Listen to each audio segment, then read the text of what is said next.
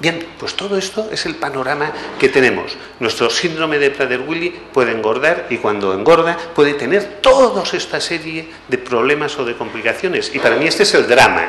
Es decir, lo otro, como decía en un principio el doctor Mulas, es que la enfermedad como tal no se cura, se controla, pero no se cura. Y esto hemos de ser conscientes. Ya que no curamos, pongamos las bases para que la vida de un muchacho, una muchacha con Prader-Willi sea exactamente lo más feliz dentro de sus posibilidades posible y lo más autónoma. ¿Qué condiciones están relacionadas con la nutrición? Pues bueno, yo hay una cuestión, puesto que tengo que manipular su alimentación, que me preocupa, y los que a veces consultamos lo sabéis, consultáis conmigo, es decir, siempre estoy con el calcio a cuestas, es decir, me preocupa que esos huesos, que ahora incluso con la hormona de crecimiento, pues estén teniendo un desarrollo, un requerimiento mayor, no tengan el suficiente material para hacerlos densos, la osteoporosis. Es decir, esto puede ser, ya de entrada lo era, puede ser un problema porque estamos bajando mucho el número de kilocalorías. Y problemas relacionados como los que os ha explicado Vicente, la diabetes tipo 2, la presión arterial alta, la insuficiencia cardíaca y la apnea del sueño. Bien, aquí tenemos algunos, incluso de algunos de vuestros pequeños, y simplemente decir que todos ellos están estupendos. Están estupendos, están creciendo, están haciendo su paso adelante. ¿Por qué creemos que ocurre todo esto? Pues la verdad, yo os lo diría independientemente, porque veo que hay mucho padre y tampoco quiero complicar la explicación, os lo diría con estas sencillas palabras. Un muchacho o una muchacha con síndrome de Prader-Willi, cada vez que piensa en comida, tiene el hambre como si no hubiera comido desde el día anterior. A pesar de acabarse el plato, sigue teniendo hambre como si no hubiera hecho la comida anterior. Esto es un drama. Pensad vosotros si desgraciadamente en verano habéis tenido algún tipo de gastroenteritis, cuando los nutricionistas o los expertos en nutrición o los médicos os recomendamos que estéis un día a ayuno absoluto.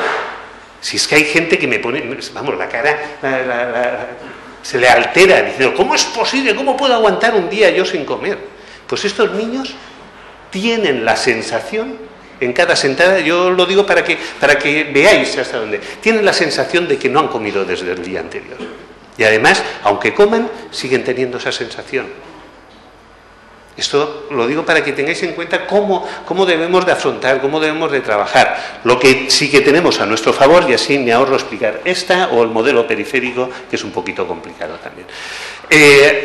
Es esa sensación de cómo debemos de trabajar con estos niños, y estos niños tienen algo también muy agradecido, que son niños de rutina, son escandalosamente rutinarios. Si yo le digo que después de la A viene la B y después de la C, no le cambie a hacer B a C, porque lo van a llevar muy mal, pero si siempre les hago A, B, C, no se lo van ni a plantear. Y esto lo podemos llevar prácticamente hasta los 18 años. De esta manera, y eso lo sabéis en general, sobre todo los que los tenéis pequeñitos, y hemos empezado a trabajarlos así. Es decir, esa rutina de cómo se conforma la comida, de cuál es el rito de comer, de dónde tiene la comida, de cuándo puede comer qué cosa, de que las excepciones son siempre muy pequeñas y nunca hay que repetirla, y menos al día siguiente para que no cree lo que sería un precedente. Con todo esto trabajamos y, como veis, al menos funcionan bastante bien. Bueno, las características nutricionales, independientemente de todo lo que nos han explicado, yo creo que han quedado algunas ya obviadas con los ponentes anteriores. Sabemos que podemos distinguir dos periodos muy claramente, diríamos el de hipo, el de mi niño no me come, es más, me angustia porque nació, no succiona, no se coge a pecho, no se coge a nada.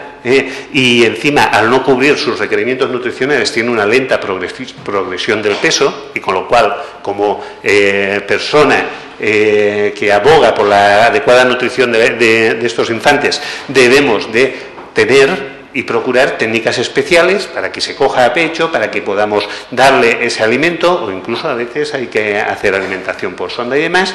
Asegurarnos sobre todo de una adecuada ingesta de ácidos grasos esenciales, porque el cerebro así no lo está exigiendo ya, y bueno, y es importante monitorizar lo que comen en ese periodo. Pero Realmente el problema es que esto sigue así, me sigue preocupando ese niño, como decíamos antes, hipotónico, blandengue, de libro abierto. Yo digo que es un niño que se desparrama, ¿no? Que lo pones encima de la mesa y se queda como si fuera un blandibú. Pues realmente con todo esto existe una ausencia de hambre y la tentación de todo padre y de todo abuelo, madre y abuela evidentemente, es decir, pues voy a hacerle lo más suculento que pueda o voy a estimularlo con la comida. Cuando tengamos ya un síndrome de Prader-Willi diagnosticado, esto ya debemos de olvidarlo. El requerimiento incluso conductual desde el primer momento es de control, de control. Ya sabéis que siempre os digo, bueno, estamos en la luna de miel, aún mientras no se nos despierte, pues vamos a seguir manteniendo conductas suaves, pero es que luego hay que endurecerlas, y es tan duro para el niño y tan duro para la familia. Bien. 5 minutos. Perfecto. A partir de los, diríamos, 4 o 6 años, 2, 5 años, tenemos la posibilidad del despertar. El despertar yo le llamo siempre al hecho de cambiar, es decir, mi niño no me come, a mi niño muestra interés por la comida. Y alguien que no ha preguntado nunca por la comida, pues ahí lo tenemos.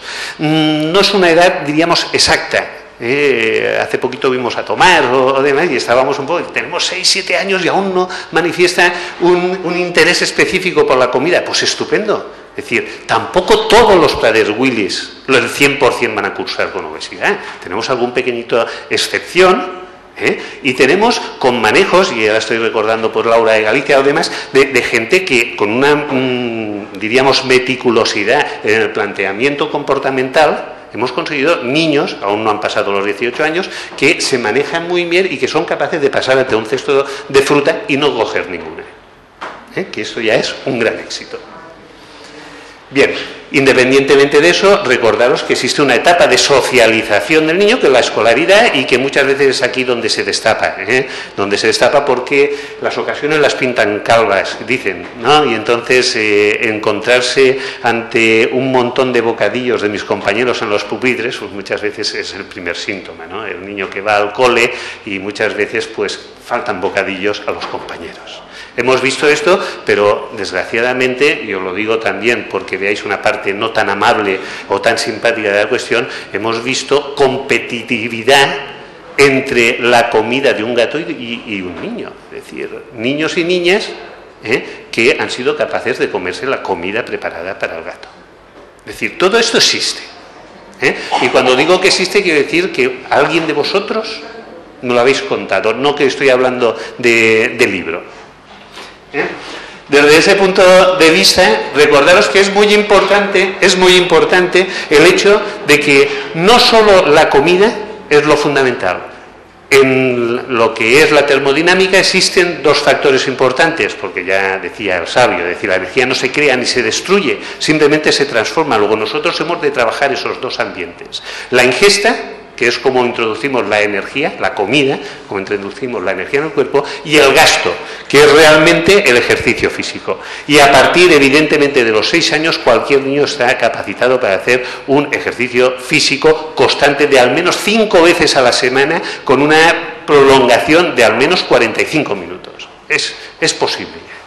Otra cosa es que se haga machacón y el ejercicio sea muy dirigido. Tiene que ser ejercicio lúdico, variado, y para esto los espacios de aire libre pues también no lo permiten y tenemos que trabajar. Y quizá, si algo me preocupa a mí mucho, es cuando empieza la adolescencia y el criterio propio.